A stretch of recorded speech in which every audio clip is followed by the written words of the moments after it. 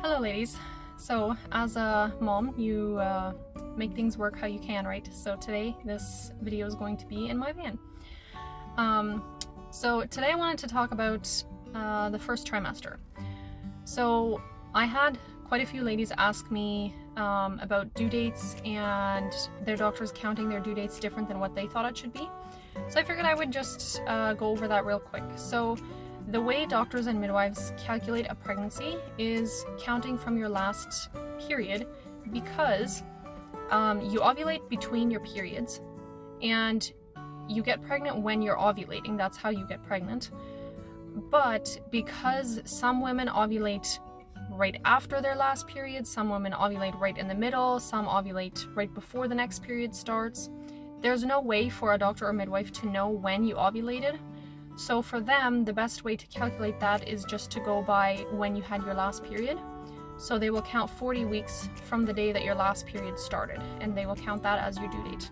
For a lot of women, they will need to go overdue just because they ovulate late, so then their due date should be later, but the doctor doesn't know when they ovulated, so they can't calculate that, right? So that's why a lot of women just do go overdue. I know of some women who go to 42 and 43 weeks every time, and it's not that they have a huge baby, that's just what their body needs, what their baby needs.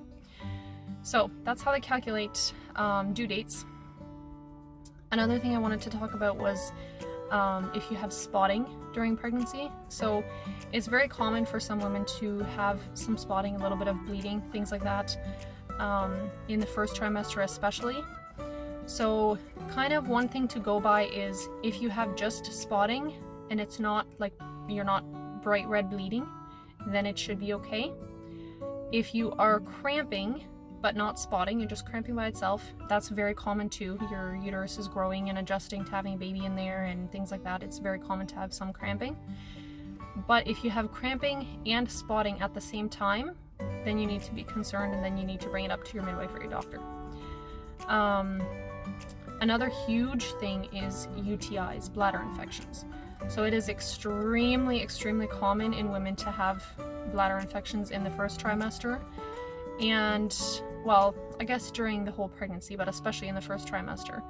And this is a huge thing. So I dealt with bladder infections my whole life. So when I got a bladder infection when I was pregnant, I didn't really think about it. Like, I didn't think there was anything different. I thought this was just another bladder infection that I was having.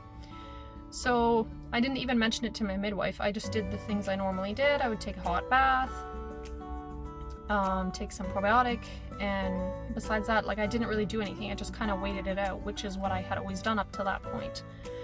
So with my second baby, it got really bad. I got to the point where I was in a lot of pain. I had so much burning when I needed to go to pee, but I could barely even pee anymore. So finally I called my midwife because I felt like something must be wrong, and she was very upset with me for not calling her sooner. She told me that with pregnancy and bladder infections, once the infection gets into your kidneys, it can cause a miscarriage. So this is something I did not know, and I wish I had known sooner.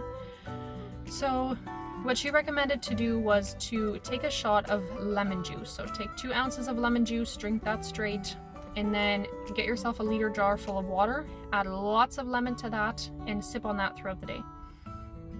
So the lemon helps with the burning. It's not going to take the infection away, but it takes the burning away because it balances the acid in your body. So that really helped me because I had very bad burning when I went to pee. And then another thing is to use lots of probiotic. Probiotic help to balance out the bacteria that's in your body, which is where the bladder infection is coming from. And D-mannose powder is also amazing for any kind of urinary tract infections. D-mannose powder, you can order it on Amazon, anywhere a natural pharmacy would have it. So those are some things to keep an eye on if you have a bladder infection. Also, to prevent bladder infections, probiotics are amazing. Probiotics are good for you throughout the whole pregnancy, so I would recommend to just use them all the time anyway. So then another thing that I wanted to talk about is nausea. feeling like you need to throw up all the time. So I know of several ladies personally who used a high quality protein powder throughout their first trimester, and they were amazed at the difference it made for not being nauseous if they had the protein, or not needing to throw up all the time. So protein is huge. Snack on protein throughout the day. So your stomach can't really handle a big meal at a time. Little bits of protein is really, really good. Snack on things like eggs. I know eggs are often gross when you're pregnant, but even like boiled eggs, you can boil them ahead of time, just have them in your fridge. Crackers with some peanut butter on there. Beans. Even a lot of ladies like to have cold beans. Eating a bit of cold beans helps too. Any kind of protein in little bits throughout the day really, really helps.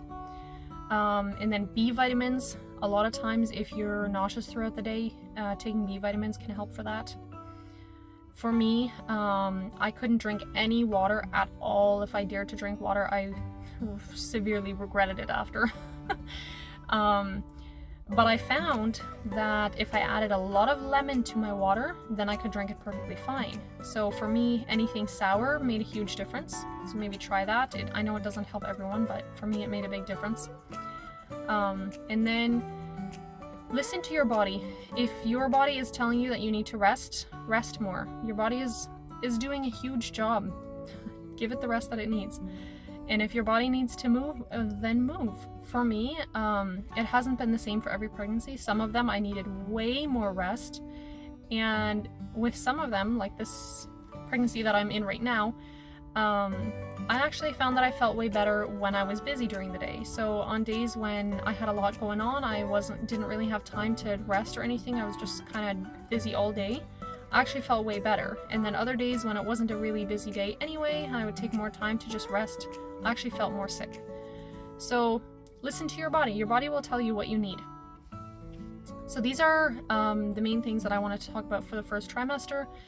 I do also plan to share a video that talks about supplements to take throughout your pregnancy. But I wanted to ask, for those of you that have been pregnant before or have done you've done your research and things like that, would you mind making a list of your favorite supplements that you take during pregnancy and sharing them with me? I would like to get some ideas from other ladies too. I have my favorites that I love and that I do plan to share as well yet. But I would love to hear from others, because I know that there's probably a lot of things that you could use to improve your pregnancy that I haven't thought of or that I'm not using. So I'd love to hear from other mamas as well.